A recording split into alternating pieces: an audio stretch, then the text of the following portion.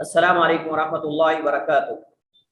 वालेकुम अस्सलाम। वस्सलातु वस्सलामु अला रसूलिल्लाह व अला आलिहि व सहबिहि व मन वाला, अम्मा बाद। हमारे पास जो मौजू चल रहा है अरकान ईमान से मुताल्लिक जो मसाइल और अहकाम है, ये हमारा मौजू है। और आज हम अरकान इस्लाम में से तीसरा, चौथा और पांचवा, ये 5 रुकन जो है वो पढ़ेंगे। उसके बाद आखिरी रह जाएगा वो क़ज़ा व क़दर पर ईमान है। इंशाल्लाह उसको तफसील से हम कल पढ़ेंगे आखिरी लेक्चर में। तो इसमें हम जो है वो किताबों पर ईमान, रसूलों पर ईमान और यौम आखिरत पर ईमान, ये 3 अरकान हम पढ़ेंगे इसके मसाइल इंशाल्लाह। लेकिन ज़्यादा तफसील हमारी यौम आखिरत के मसाइल में होगी, चूँकि हम किताबों पर, रसूलों पर और ये चीज़ों पर हम पहले पढ़ चुके हैं, सिर्फ इनकी तरफ इशारा मकसूद है। किताबों पर ईमान से मुराद, यानी सबसे पहले तो हमें ये मालूम होना चाहिए कि कौन सी किताबें मुराद हैं। तो जब किताबों की बात होती है कुतुबिही, तो निस्बत अल्लाह ताला की तरफ है, क्योंकि हदीस जिब्रील के अंदर है अंतुमिन बिल्लाहि व मलाइकतिही व कुतुबिही व रुसुली। व कुतुबिही के अंदर जो है ज़मीर अल्लाह ताला की तरफ है। अल्लाह की किताबों पर ईमान लाएं, तो यकीनन जो अल्लाह ताला की तरफ से होंगी और साबित होंगी उन पर ईमान लाना वाजिब है। जो तहरीफ शुदा हैं, मुहर्रफ हैं, उन पर ईमान लाना वाजिब नहीं है और ना ईमान लाना जायज़ है। जो साबित हैं, और हमारा ईमान ये होना चाहिए कि अल्लाह ताला ने आसमान से किताबें उतारी हैं, और ये एक आप समझ लें कि इजमाली या मुजमल ईमान है। तो इन किताबों से मुराद जो अल्लाह ताला ने अपने रसूलों पर उतारी हैं, और हर रसूल अलैहिस्सलाम पर किताब उतारी गई, जैसा कि अल्लाह ताला का कुरान करीम में इरशाद है कानन नासु उम्मतन वाहिदा फबअतल्लाहु नबिय्यीन व मुबश्शिरीन व मुनज़िरीन व अंज़ला मअहुल किताब बिल हक़, कि सब लोग एक उम्मत थे, फिर अल्लाह ताला ने नबी भेजे, यानी रसूल और नबी, खुशखबरी देने वाले, डराने वाले, और इनके हमरा हक के साथ किताब भी उतारी।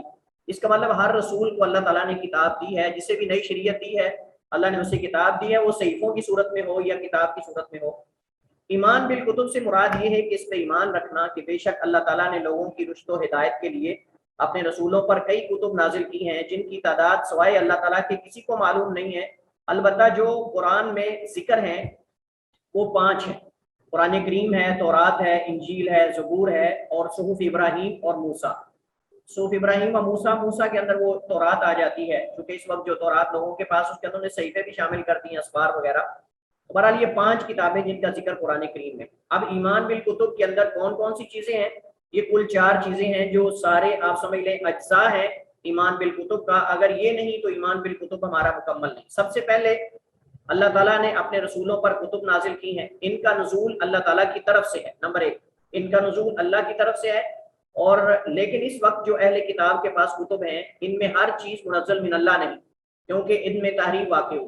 लिहाजा कोई बंदा ये दावा करे कि आप तौरात पर ईमान लाते हो, तो जो हमारे पास तौरात है इसको मानो, तो हम कहेंगे नहीं। हमारे पास कुरान में दलाइल बकसरत मौजूद हैं। इस वक्त जो यहूद व नसारा के पास आसमानी किताबें हैं, वो आसमानी नहीं बल्कि वो तहरीफ शुदा हैं, मुहर्रफ हैं। उनमें बहुत कम चीज़ें ऐसी हैं जो अल्लाह ताला की तरफ से हैं, और अक्सर चीज़ें तहरीफ शुदा हैं, बदल दी गई। नंबर 2, कुरान मजीद में मौजूद तमाम अखबार और गुज़श्ता कुतुब में मौजूद गैर तहरीफ शुदा जो अखबार हैं, सही होने पर, उनके सही होने पर ईमान रखना। कुरान में जो कुछ है सही और हक और सच है, और गुज़श्ता किताबों में जो सही है उस पर भी हमारा ईमान होना चाहिए। और वो सही होने या ना होने का एतबार हम किताब और सुन्नत की रोशनी में करेंगे, उस पर पेश करके करेंगे। जो हमारे क़वाइद व सुन्नत के, क़वाइद और रसूलों के मुवाफ़िक हो वो सही है, जो मुखालिफ हो हम रद्द कर देंगे। कुरान करीम के अहकामात पर भी तफसील ईमान लाना, और गुज़श्ता कुतुब के उन अहकाम पर ईमान लाना जो हमारी शरीयत से टकराते ना हो, जो हमारी शरीयत से टकराते ना हो। और ये मसला हम फ़िक़्ह के अंदर भी कई जो है वो मौज़ूआत में पढ़ चुके हैं कि क्या पहली शरीयतें हमारे लिए शरीयत बन सकती हैं या नहीं, क्या पहली शरीयतें हमारे लिए शरीयत बन सकती हैं कि नहीं। तो इसमें तफसील मैंने मुतादिद मुकामात पे जिक्र की है, लिहाजा यहाँ उसको जिक्र करने की ज़रूरत नहीं। खुलासा मैंने जिक्र कर दिया कि जो हमारी शरीयत से नहीं टकराते उन अहकामात को भी मानना हमारे लिए जो है वो ये हक है कि हम उनको तस्लीम करें। इन कुतुब में से जिनके नाम मालूम हैं उनके नामों के साथ उन पर ईमान लाना कि तौरात अल्लाह की किताब है, इंजील अल्लाह की किताब है, ज़बूर अल्लाह की किताब है, सूफ इब्राहीम अल्लाह ताला की तरफ से, जैसा कि ऊपर हम 5 का नाम जो है वो जिक्र कर चुके हैं। लिहाजा अगर कोई शख्स ये कहे कि मैं नहीं मानता कि कोई आसमानी किताब तौरात है या इंजील है, तो ये काफिर है। कोई बंदा अगर ये कहता है कि मैं नहीं मानता कि आसमान से कोई तौरात नामी किताब या इंजील नामी किताब या ज़बूर नामी किताब उतारेगी, तो ये काफिर है, क्योंकि इसका कुरान पे ईमान नहीं। कुरान करीम में तौरात का जिक्र किया, इंजील का जिक्र किया, ज़बूर का जिक्र किया है, सूफ इब्राहीम का जिक्र किया है। अगर ये कहता मैं नहीं मानता कि कोई ऐसी किताब आसमानी किताबों में नहीं जिसका नाम तौरात या इंजील है, तो ये काफिर है। اس کے کفر میں کوئی شک نہیں ہے، کیونکہ ایمان باللہ کا تقاضا یہ کہ ہم اللہ کی کتابوں پر بھی ایمان لائیں، اور رسولوں پر ایمان لانے کا تقاضا یہ کہ ان کو جو اللہ تعالیٰ نے کتابیں دی ہیں رشد و ہدایت کا منبع بنا کر اور باعث ہدایت بنا کر، ان پر ہمارا ایمان ہونا چاہیے۔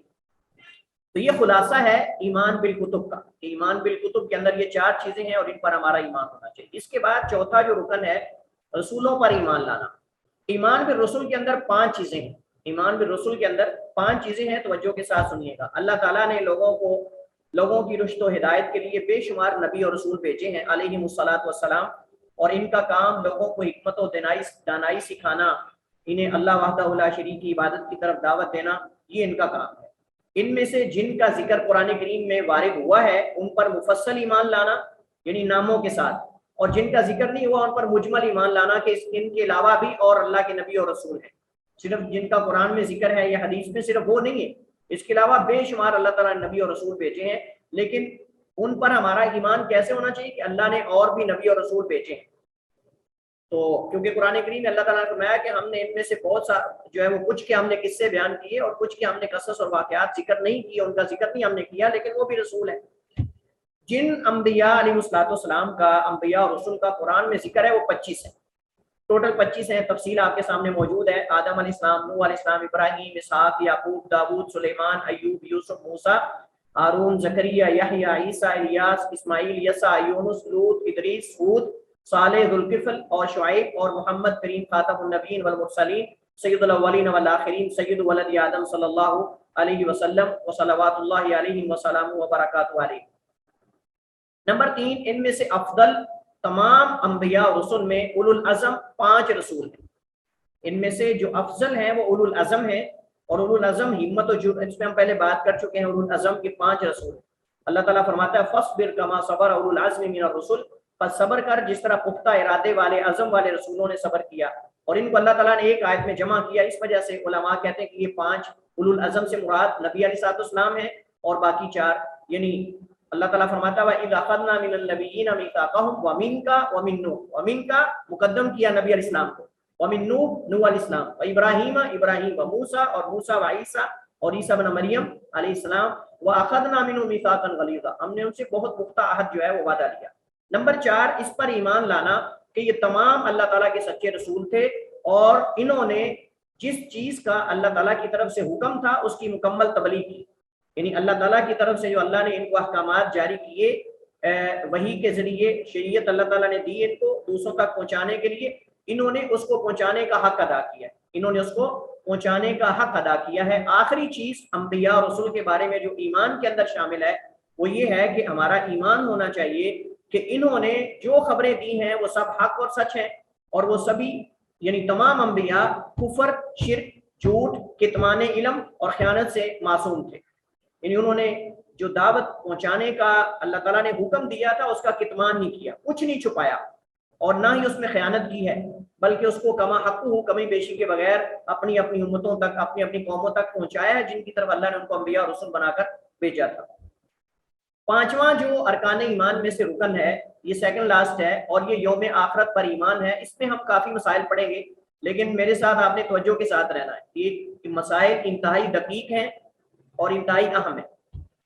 تو یوم آخرت سے مراد یوم قیامت ہے، یوم آخرت سے مراد یوم قیامت ہے، اور اسے یوم آخرت اس وجہ سے کہتے ہیں کیونکہ اس کے بعد آپ جانتے ہیں کہ کوئی اور یوم نہیں، کوئی اور دن نہیں، یہ انسانی زندگی کے مراحل میں سے آخری مرحلہ ہے، اور انسان کے کل 4 ادوار ہیں۔ انسان کی زندگی میں کل 4 مراحل آتے ہیں، کل 4 ادوار ہیں۔ پہلا ماں کے پیٹ میں، دوسرا دنیا میں، تیسرا عالم برزخ میں، اور چوتھا یوم قیامت کو یعنی یوم آخرت کو۔ تو یہ 4 ادوار ہیں جن سے انسان گزرتا ہے۔ سب سے پہلا مرحلہ ماں کا پیٹ ہے، اس کے بعد دنیا ہے، اس کے بعد عالم برزخ ہے، اور یوم قیامت ہے۔ ایمان بالیوم الاخر 3 چیزوں کو متضمن اور شامل ہے، یہ خلاصہ ہے، پھر آگے اس کی تفاصیل آئیں گی۔ قیامت کے واقعہ ہونے پر ایمان رکھنا کہ قیامت واقع ہوگی، اس پر ہمارا ایمان ہونا چاہیے کہ ہم مرنے کے بعد اس دن دوبارہ زندہ کر کے اٹھائے جائیں گے۔ اللہ تعالیٰ قرآن کریم میں فرماتا ہے ثم انکم یوم القیامت تبعثون، پھر بے شک تم قیامت کے دن اٹھائے جاؤ گے۔ حضرت عائشہ رضی اللہ تعالی عنہا سے روایت ام المؤمنین فرماتی ہیں سمیعت رسول اللہ صلی اللہ علیہ وسلم یقول، میں نے اللہ کے نبی علیہ السلام کو یہ فرماتے ہوئے سنا युहशरुन नासु यौमल क़ियामति हुफ़ातन उरातन गुरलन क़ुल्तु या रसूल अल्लाह अन्निसाउ वर्रिजालु जमीअन यंज़ुरु बाज़ुहुम इला बाज़, कि क़यामत को लोग इकट्ठे किए जाएंगे हुफ़ातन उरातन गुरलन, हुफ़ातन नंगे पाँव, कोई जूते नहीं होंगे, उरातन नंगे यानी नंगे बदन, हुफ़ातन नंगे पाँव, उरातन नंगे बदन, गुरलन बगैर खतने के, खतना नहीं हुआ होगा, जैसे दुनिया में आए पहली दफा उसी तरह उठाए जाएंगे। कुल तो मैंने कहा, हज़रत आयशा फरमाती, मैंने सवाल किया या रसूल अल्लाह, अल्लाह के रसूल, अन्निसाउ व रिजालु जमीअन, सारे इकट्ठे उठेंगे मर्द और औरतें, यंजुरु बाबुहुम इला बाब, इस तरह तो बाज बाज को देखेगा, क्या देखेगा नहीं, जब नंगे होंगे और ये सारी कैफियत होगी तो एक दूसरे को देखेंगे नहीं। काला सल्लल्लाहु अलैहि वसल्लम, तो नबी अलैहि सलाम ने फरमाया या आयशा, तो ऐ आयशा, अल अम्रु अशद्दु मिन अन यंजुरा बादुहुम इला बादिन, इस कदर मामला सख्त होगा, यानी हौलनाकी क़यामत की और हालात इतने शदीद होंगे कि किसी को एक दूसरे की तरफ देखने की जुर्रत नहीं होगी, एक दूसरे की तरफ देखने का ख्याल भी नहीं होगा। इंसान को अपनी आरे को अपनी अपनी फिक्र होगी, बजाय इसके कि उसको किसी की शर्मगाह का या उसकी तरफ देखने का ख्याल भी ज़हन के अंदर इस तरह की कोई चीज़ आए।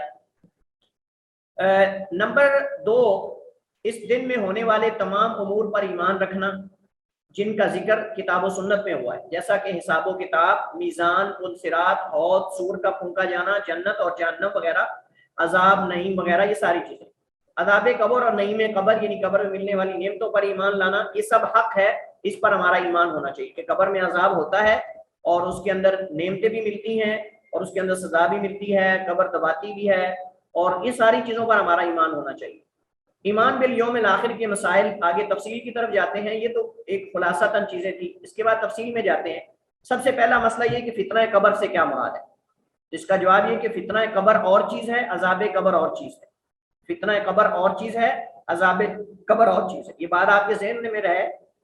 बहुत सारे हमारे मुसलमान भाई जो हैं और बहुत सारे तलबा भी वो फितना कब्र को और अजाब कब्र को एक चीज़ समझते हैं, जबकि नबी अलैहिस्सलाम ने दुआ के अंदर अलग अलग पनाह मांगी है। और ये हमें मालूम होना चाहिए कि जब अल्लाह के नबी अलैहिस्सलाम ये फरमा रहे हैं वाऊज़ु बिका मिन फितनतिल कब्रि व मिन फितनिल महया वल ममात व मिन अज़ाबिल कब्रि व मिन फितनतिल कब्रि, कहीं आप फितनतुल कब्र कहते हैं, कहीं आप अज़ाब कब्र कहते हैं, इसका मतलब दोनों मुख्तलिफ चीज़ें हैं, तो इसको एक समझना ये सही नहीं। फितना कब्र ये इब्तिदा है, फितना कब्र ये इब्तिदा है, और इस फितने से नजात पाने की सूरत में या नाकाम होने की सूरत में जजा और सजा है।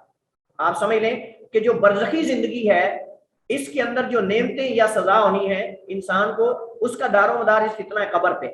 अगर इंसान फितना कब्र के यानी इस इम्तिहान से कामयाब हो जाएगा तो उसको नेमतें मिलेंगी बरज़ख के अंदर, कब्र के अंदर, आलम बरज़ख उसके उठाए जाने तक, और अगर इस इम्तिहान में नाकाम हो गया तो उसके लिए अज़ाब कब्र है, हत्ता कि क़यामत को उठा लिया जाए, उसका हिसाबो किताब हो, फिर मीज़ान हो, अमाल को तोला जाए या इंसानों को तोला जाए या सहीफ़ों को तोला जाए, जैसा कि आगे इंशाल्लाह मैं इशारा करूँगा। तो फितना कब्र से मुराद मैयत से उसके रब, दीन और नबी करीम अलैहि सलाम के बारे में पूछा जाना। यहाँ एक इश्काल है, क्योंकि बाज़ हदीस में आता है मादा तक़ूलु मा कुन्ता तक़ूलु फ़ी हाज़ा रजुल, यानी आप इस शख्स के बारे में क्या कहते थे, नबी करीम अलैहिस्सलाम का नाम लेकर पूछा जाएगा। अब यहाँ बाज़ हमारे बरेलवी हज़रात जो है इससे इस्तदलाल करते हैं कि अल्लाह के नबी हाजिर नाजिर हैं, अल्लाह के नबी हाजिर नाजिर हैं, कि हदीस के अंदर आता है कि हर कब्र वाले से कब्र में जब जाता है तो उससे पूछा जाता है, मुर्दे से, फौत होने वाले से, कि इस शख्स के बारे में तेरी क्या राय है, और मोहम्मद करीम का नाम लिया जाता है। तो वो समझते हैं कि शायद अल्लाह के नबी की तस्वीर पेश की जाती है, बात तस्वीर कहते हैं, बाज़ कहते हैं आप सल्लम को पेश किया जाता है, तो इससे इस्तदलाल करते हैं कि अल्लाह के नबी हाजिर नाजिर है।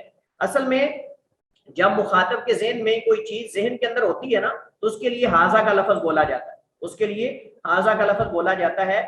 जैसे अलिफ लाम मीम ज़ालिकल किताबु ला रैब फीहि हुदल लिल मुत्तकीन, किताबी सूरत में कुरान उस वक्त नहीं था, लेकिन अल्लाह ताला ने उसको जिक्र किया चूंकि मुखातबीन और मुतकल्लिमीन के ज़हन के अंदर किताब कुरान करीम मौजूद था। तो इसी तरह मुखातब के ज़हन के अंदर नबी अलैहिस्सलाम की शख्सियत पहले से मौजूद है, बस वो कहते हैं कि ये मोहम्मद करीम, इसके बारे में आपका क्या ख्याल है। जैसे आप किसी शख्स को जानते हो तो कह दिया जाता है कि आप यार इस बंदे के बारे में क्या कहते हैं, यानी आप उसका नाम लेते हैं, इस बंदे के बारे में यानी जिसका नाम ये है। तो मोहम्मद करीम सल्लल्लाहु अलैहि वसल्लम नबी कायनात का जब नाम लिया जाता है, मादा तक़ूलु फ़ी हाज़ा रजुल व मा कुन्ता तक़ूलु फ़ी हाज़ा रजुल, यानी दुनिया में आप इस शख्स के बारे में क्या कहते थे, तो मोमिन कहेगा कि मैं इस बात की शहादत देता हूँ, अशहदु अन्ना मुहम्मदन रसूलुल्लाह अन्नहु रसूलुल्लाह कद नसहल उम्मा व अद्दल अमाना, उन्होंने अमानत को अदा कर दिया, उम्मत को खैर खाई की और दीन को पहुंचा दिया। تو اس کو جو ہے وہ کامیاب کر دیا جائے گا، اور اگر وہ کوئی منافق یا کافر ہوگا تو وہ جواب نہیں دے پائے گا یقیناً۔ اسی طرح رب اور دین، لیکن یہ بات ذہن میں رہے کہ بظاہر ہمیں لگتا ہے کہ یہ سوالات بڑے آسان ہیں، جب کوئی سنتا ہے تو کہتا ہے لو یہ کون سا مسئلہ ہے، جواب دے لیں گے اور بس آرام مل جائے گا، سکون مل جائے گا قبر کی زندگی میں، برزخ کی زندگی میں۔ ایسا نہیں ہے، بلکہ صرف قبر کے جو فتنہ قبر ہے اس کے اندر سے وہی بچے گا جس کو اللہ بچائے گا، اور یہ جوابات بھی وہی دے گا جس کو اللہ تعالیٰ توفیق دے گا، جیسے آگے آیت آ رہی ہے یثبت اللہ الذین آمنوا بالقول الثابت فی الحیاۃ الدنیا وفی الآخرہ۔ اس کے دلائل کتاب و سنت میں تواتر سے موجود ہے، جو کہ عقیدہ کی کتب میں بکثرت موجود ہیں، یہاں ان کو جمع کرنا ہمارا مقصود نہیں ہے، صرف ایک دو کی طرف اشارہ کر کے آگے جانا مقصود ہے۔ اللہ تعالیٰ قرآن کریم میں فرماتا ہے یثبت اللہ الذین آمنوا بالقول الثابت فی الحیاۃ الدنیا وفی الآخرہ، یہاں وفی الآخرہ سے مراد عذاب فتنہ قبر، وفی الآخرہ سے مراد فتنہ قبر ہے، کہ قبر میں اللہ تعالیٰ مومن کو کلمہ توحید کے ساتھ ثابت کرتا ہے۔ ہم نے جب کلمہ توحید کے نام پڑھے تھے کتاب و سنت میں، کہ کلمہ توحید کو قرآن میں اور حدیث میں کئی نام دیے گئے، اس میں ہم نے کہا تھا اس کو کلمہ طیبہ بھی کہا گیا، اس کی کلمہ طیبہ کے ساتھ مثال دی گئی، اس کو جو ہے وہ ذکر اللہ العظم بھی کہا گیا ہے، اسم اللہ العظم بھی کہا، کئی اور نام ہے۔ ان میں سے قول ثابت بھی ہم نے پڑھا تھا، قول ثابت کہ اللہ تعالیٰ اہل ایمان کو قول ثابت یعنی کلمہ توحید کے ساتھ ثابت رکھتا ہے، فی الحیات دنیا، دنیا کی زندگی میں، اور فی الآخرہ اور برزخ میں۔ تو فتنہ قبر میں بھی اللہ تعالیٰ مومن کو ثابت ہے، اور نبی علیہ السلام جب کسی کو دفن کرتے تو آپ صحابہ کرام کو فرماتے کہ اپنے بھائی کے لیے جو ہے وہ ثابت قدمی کی دعا کرو، اور آپ یہ دعا کرتے تھے اللہم ثبتہ بالقول الثابت، اللہم ثبتہ بالقول الثابت، تو مراد فتنہ قبر سے اللہ اس کو جو ہے وہ کامیاب کر دے، یہ اصل مقصود ہے۔ اس میں یہاں اس آیت میں آخرت سے مراد قبر ہے۔ حضرت اسماء بنت ابی بکر رضی اللہ تعالی عنہا، حضرت عائشہ کی بہن ہے، بیان کرتی ہیں، قالت فرماتی ہیں قال رسول اللہ صلی اللہ علیہ وسلم، نبی علیہ السلام نے فرمایا، ایک لمبی حدیث ہے، اس کا میں نے جز لیا ہے، یہ حدیث کافی لمبی ہے۔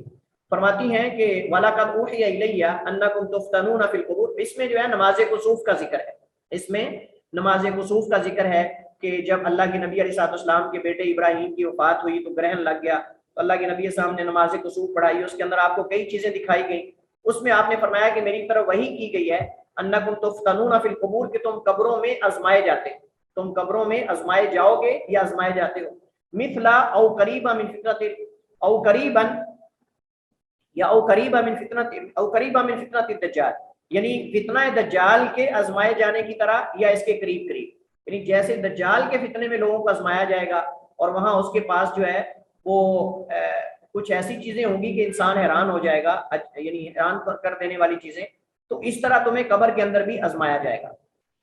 امام سیوطی رحمہ اللہ تعالیٰ نے یہاں ایک فائدہ میں نے نقل کیا ہے، اور وہ یہ ہے کہ امام سیوطی رحمہ اللہ تعالیٰ نے فتنہ قبر کے بارے میں، امام سیوطی رحمہ اللہ تعالیٰ نے فتنہ قبر کے بارے میں کتاب الصدور کے اندر تقریباً 26 کے قریب صحابہ کرام سے دلائل اور احادیث نقل کی، یعنی 26 کے قریب صحابہ کرام اللہ کے نبی علیہ السلام سے فتنہ قبر کی حدیث کو بیان کرتے ہیں، اور یہ تواتر ہے، اور یہ متواتر کی حد تک جو ہے وہ صحابہ کی تعداد پہنچتی ہے۔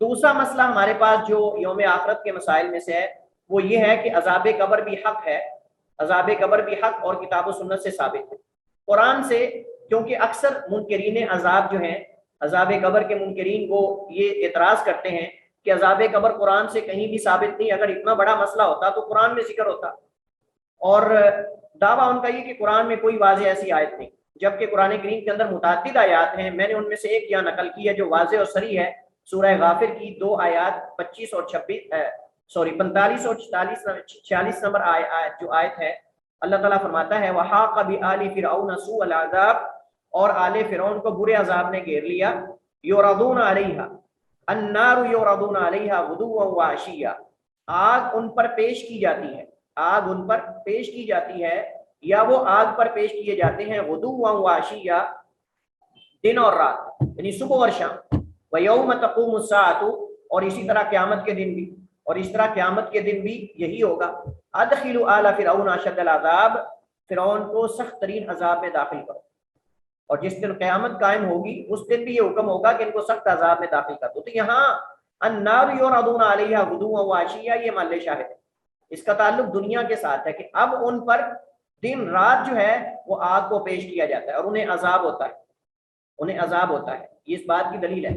اور اہل سنت والجماعت کے ہاں، یعنی اہل سنہ کے ہاں یہ اصل ہے، قرآن میں سے یہ اصل ہے اور احادیث بکثرت ہیں، احادیث بھی بہت زیادہ ہیں، لیکن ان میں سے میں نے آپ کے سامنے یہاں صرف ایک ذکر کیا ہے جو کہ صحیح مسلم کی حدیث حضرت انس بن مالک خادم رسول اللہ صلی اللہ علیہ وسلم بیان کرتے ہیں. حضرت انس بن مالک رضی اللہ عنہ فرماتے ہیں نبی علیہ السلام نے فرمایا لولا الا تدافنوا لدعوت اللہ ان یسمعکم من عذاب القبر، اگر مجھے اس بات کا خیال نہ ہوتا یا ڈر نہ ہوتا کہ تم لوگ اپنے مردوں کو دفن کرنا چھوڑ دو گے، تو میں اللہ سے دعا کرتا ان یسمعکم من عذاب القبر کہ اللہ تمہیں عذاب قبر جو ہے وہ سنا دے، یعنی جو عذاب قبر میں مبتلا ہے اس کی چیخیں، اس کی آواز جو ہے وہ تمہیں سنا دے. اور ایک حدیث میں نبی علیہ السلام نے فرمایا کہ جب کسی کو عذاب ہوتا ہے تو اس کی چیخوں کو، اس کی آواز کو مشرق و مغرب میں ہر چیز سنتی ہے سوائے جن و انس کی.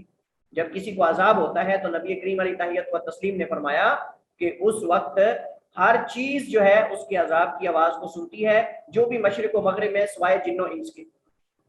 اور یہاں یہ سوال ہے، یعنی یہ مسئلہ عموماً علماء کے ہاں یہ موضوع بحث ہے کہ کیا عذاب قبر جسم اور روح دونوں کو ہوتا ہے، یا صرف جسم کو ہوتا ہے، یا صرف روح کو ہوتا ہے.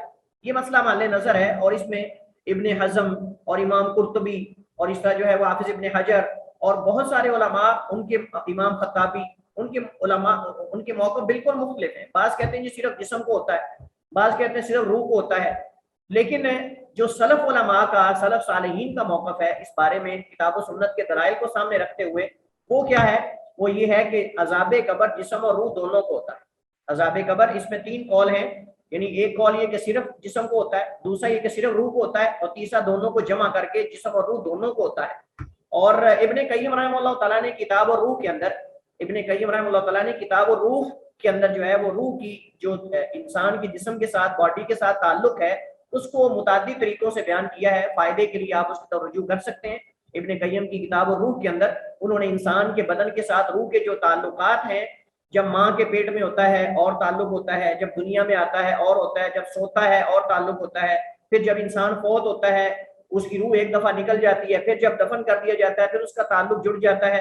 یعنی وہ کیسے یہ ساری کیفیات کو ابن قیم رحمہ اللہ تعالیٰ نے بیان کیا تفصیل کے ساتھ کتاب اور روح کے اندر. اگر کوئی استفادہ کرنا چاہتا ہے تو اس کتاب کی طرف رجوع کرے. خلاصہ یہ ہے کہ عذاب قبر جسم اور روح کو دونوں کو ہوتا ہے. اس کی دلیل کیا ہے؟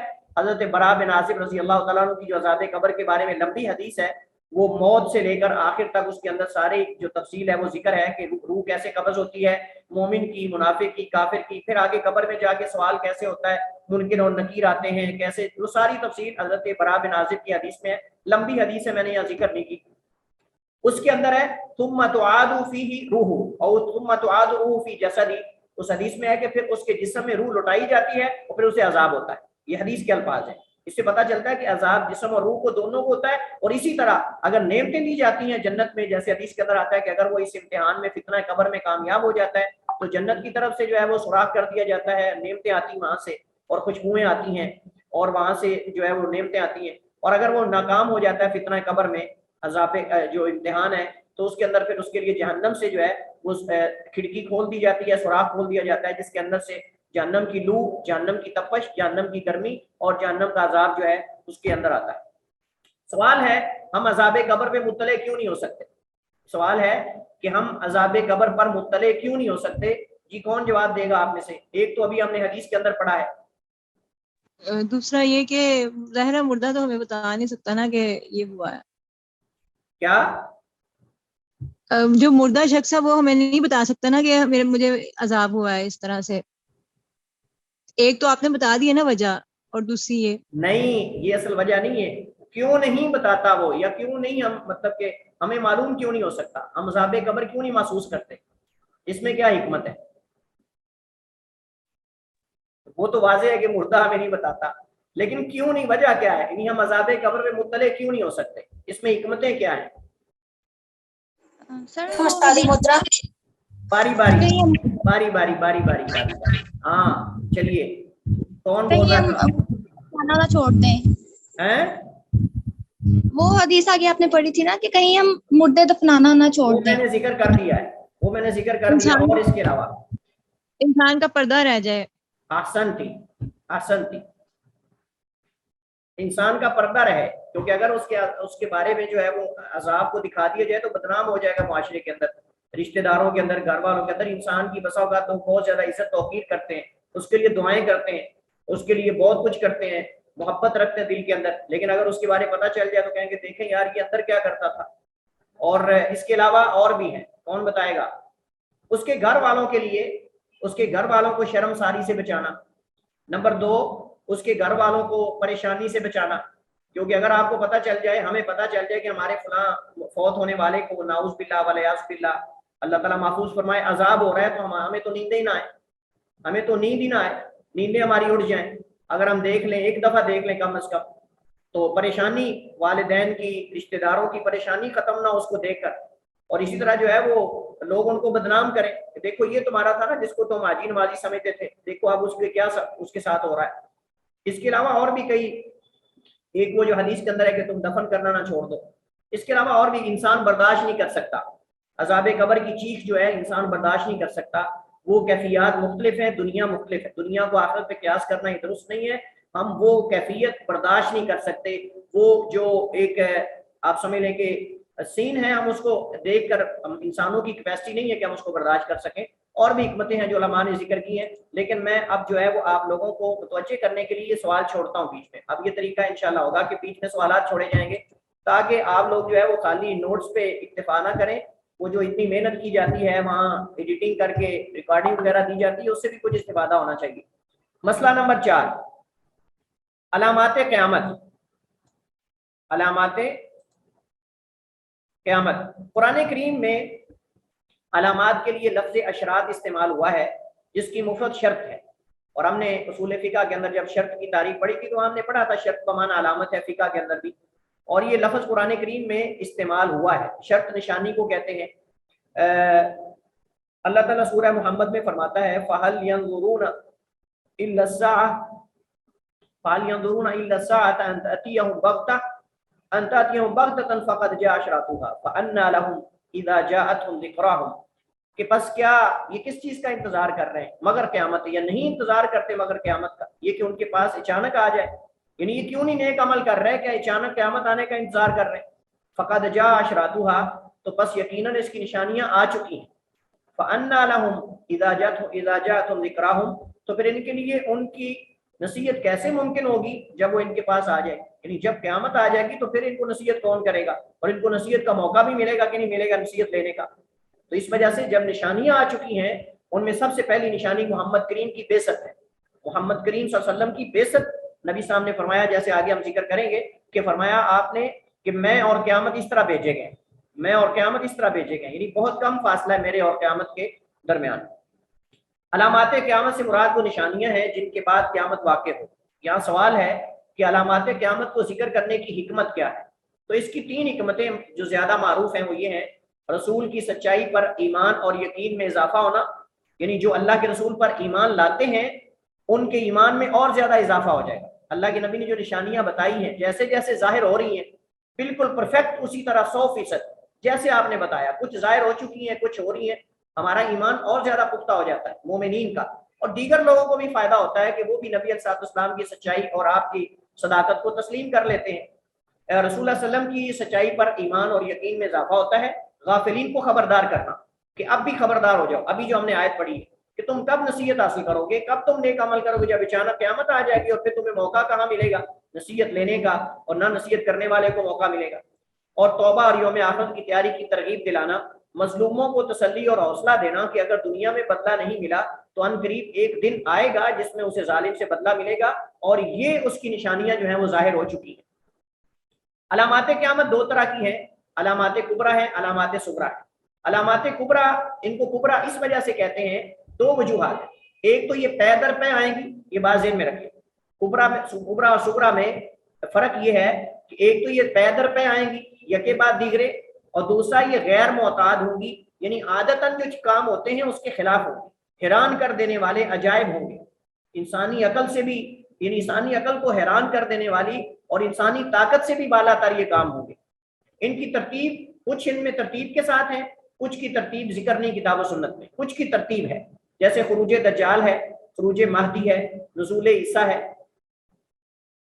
عیسیٰ ہے، خروج یاجوج ماجوج ہے۔ بعض خروج مہدی کو خروج دجال سے مقدم کرتے ہیں، بعض خروج مہدی کو خروج دجال سے مقدم کرتے ہیں، بعض مؤخر کرتے ہیں۔ بہرحال یہ بھی ان میں سے ہیں نزول عیسیٰ. البتہ یہ بات حتمی ہے کہ امام مہدی علیہ رضوان سے عیسیٰ علیہ السلام کا نزول بعد میں ہوگا. امام مہدی کا خروج پہلے ہوگا اور عیسیٰ علیہ السلام کا نزول بعد میں ہوگا. خروج یاجوج اور ماجوج عیسیٰ علیہ السلام کے نازل ہونے کے بعد نکلے. خروج آگ جو لوگوں کو معاشر کی طرف، یہ جو ترتیب کے ساتھ آخری نشانی ہوگی جو لوگوں کو معاشر کی طرف دھکیل کے لے جائے گی. حدیث کے اندر آتا ہے کہ یہ آگ جو ہے وہ نکلے گی صنعاء علاقے سے، یمن کا علاقہ وہاں سے نکلے گی اور یہ لوگوں کو معاشر شام میں ہوگا وہاں اکٹھا کرے گی. اور لوگ جو ہے وہ جب تھک جائیں گے تو رک جائے گی، جب چلیں گے پھر اس کے پیچھے بھاگے گی، ڈر کے لوگ بھاگیں گے ڈر کے، اور یہ پیچھے چلتی جائے گی. پھر جب لوگ ستانے کے لیے رک جائیں گے یہ بھی رک جائے گی. اس طرح کر کے آگ ان کو معاشر کی طرف لے کے جائے گی. بقیہ علامات کی ترتیب کا علم نہیں ہے کہ کب واقع ہوں گی، جیسا کہ سورج کا مغرب کی جانب سے طلوع ہونا، چوپائے کا نکلنا، دابا جو انسانوں کی طرح کلام کرے گا، چوپایا جیسے انسان گفتگو کرتے ہیں. علامات صغریٰ جو وقفے وقفے سے ہوں گی اور ان میں سے بہت ساری ہو چکی ہیں. نبی علیہ السلام کی بعثت، حجاز سے آگ کا نکلنا. یہ اس وقت جبل محروق کے نام سے ایک پہاڑ ہے مدینہ میں، جبل محروق کے نام سے پہاڑ ہے قباء سے تھوڑا آگے. یہ پہاڑ آج بھی جلا ہوا راکھ بنا ہوا موجود ہے، یہ پہاڑ آج بھی وہاں موجود ہے. اور اس پہاڑ کو آگ لگنے کا ذکر حافظ ابن کثیر رحمہ اللہ تعالیٰ نے غالباً جو ہے وہ تاریخ کے اندر ذکر کیا ہے، یا ابن الاثیر نے ذکر کیا، مجھے کنفرم نہیں. بہرحال یہ جو ہے وہ تقریباً 500 ہجری سے پہلے یا اس کے قریب جو ہے یہ آگ لگی تھی. حجاز کے اندر نبی صاحب نے فرمایا کہ قرب قیامت حجاز میں ایک آگ نکلے گی جو بصرہ، یعنی بصرہ جو ہے وہ یہ عراق ہے، عراق کے اندر جو ہے وہاں اونٹنیوں کی گردنیں روشن کر دے گی. اتنی بڑی آگ ہوگی. اور مورخین نے لکھا ہے کہ یہ جبل محروق کو جب آگ لگی تھی تو کئی مہینوں تک یہ آگ جو ہے وہ چلتی رہی، کئی مہینوں تک یہ آگ لگی رہی. اور آج وہ پہاڑ راکھ بنا ہوا مدینہ میں موجود ہے. قباء سے تھوڑا اگر آپ آگے تھوڑا سا جائیں تو یہ قباء سے آگے جاتے ہوئے لیفٹ سائڈ نیچے اتر جاتا ہے، اشارہ ایک آتا ہے وہاں سے. اگر آپ نیچے اتر جائیں تو تقریباً ایک اشارہ چھوڑ کے دوسرے اشارے پہ رائٹ سائڈ پہ اگر آپ جائیں تو یہ آپ کے لیفٹ سائڈ پہ جو ہے یہ پہاڑ آئے گا. امانت کا اٹھ جانا اور ضائع ہو جانا یہ حدیث میں علامات قیامت میں سے ذکر کیا گیا ہے. علم کا اٹھ جانا، جہالت کا پھیل جانا، اور علم کا اٹھنا علماء کے اٹھنے سے ہوگا جیسے حدیث آتی ہے. اور جاہل عام ہو جائیں گے، فتویٰ بازی کریں گے. نبی صاحب نے فرمایا فَإِيَّاكُمْ وَإِيَّاهُمْ، تو تم ان سے بچ کے رہنا اور ان کو اپنے آپ سے دور رکھنا. اسی طرح کثرت قتل بہت زیادہ ہوگا. اور اسی طرح جو ہے شرک کا ظہور. نبی صاحب نے فرمایا کہ قرب قیامت عرب قبائل میں سے کچھ قبیلے ایسے ہیں جو دوبارہ شرک میں چلے جائیں گے اور میری امت میں شرک ہوگا. نبی صلی اللہ علیہ وسلم نے حتیٰ کہ فرمایا کہ بت کی پوجا کی جائے گی. یہ حدیث اللہ کے نبی صلی اللہ علیہ وسلم کی واضح صریح جو ہے وہ ثابت موجود ہیں. اسی طرح علامات قیامت میں جو ہے وہ زنا کا عام ہو جانا، فحاشی کا عام ہو جانا، شراب اور ریشم کو لوگ حلال سمجھ کر جو ہے جائز سمجھ کر استعمال کریں گے اس کو. اسی طرح موسیقی کے آلات وغیرہ کو جائز سمجھیں گے، موسیقی چلے گی. یہ ساری چیزیں مختلف حدیث میں یہاں حد بندی کرنا مقصود نہیں کہ یہ صرف اتنی ہی علامات ہیں، اس کے علاوہ متعدد علامات نبی صلی اللہ علیہ وسلم نے ذکر کی ہیں. جیسے فرمایا کہ حجاز سے جو ہے وہ مکہ سے یا حجاز سے ایک عورت نکلے گی اور وہ حج کرے گی. بیت اللہ کا حج نہیں کرے گی بلکہ اس کے اندر تو یہ ہے کہ وہ نکلے گی اور وہ جو ہے وہ زیور سے آراستہ ہوگی، لیکن اسے کوئی جو ہے وہ کسی چیز کا خوف اور ڈر نہیں ہوگا، امن و سکون ہوگا. پھر آپ نے فرمایا کہ قرب قیامت جو ہے حجاز جو ہے یہ زرخیز علاقہ بن جائے گا، اس میں بارشیں آئیں گی، جڑی بوٹیاں اگیں گی، پھل اگیں گے اور یہ زرخیز اور حیرالی والا علاقہ بن جائے گا. جیسا کہ آج بارشیں زیادہ ہو رہی ہیں اور وہاں بھی یہ صورتحال بنتی جا رہی ہے. اس کے علاوہ مختلف قسم کے جو ہے اس بارے میں علامات احادیث میں مذکور ہیں. تو یہاں مقصد جو ہے وہ حد بندی کرنا نہیں بلکہ صرف اشارہ کرنا مقصود ہے کہ علامات دو طرح کی ہیں، علامات کبریٰ اور علامات صغریٰ، جن کی طرف یہاں اشارہ کیا گیا.